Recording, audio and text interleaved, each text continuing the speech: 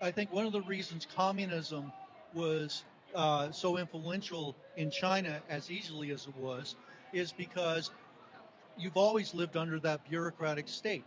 Because, when the bureaucracy through Confucianism and everything else, all the Chinese emperors, they had a big bureaucratic state. And what happened, the dynasties got overthrown once the bureaucratic state got too powerful.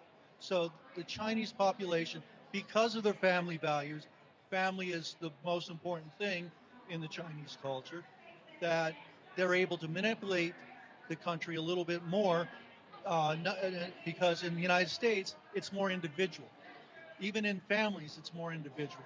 And it's always been that way because we were, your country has thousands of years of history. Yes.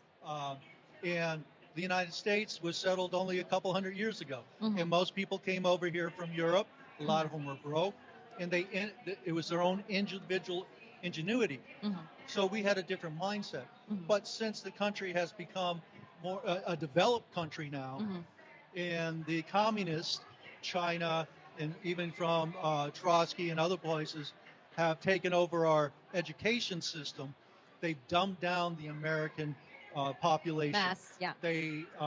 We're not teaching them to think on their own. So when that happens, they believe what's on television, what's on any media.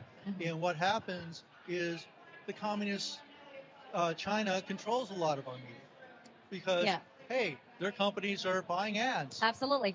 They have infiltrated to the West. They have controlled the global media. But one thing I want to do clarify, the Chinese people did not choose communism. No, the communism came to China in 1921, okay, Yes. and enslaved the Chinese people. If you wanted to see what Chinese people could potentially become with the rule of law and with the freedom and democracy, just look nowhere than Taiwan. Yep. Okay, that's the future. Yeah.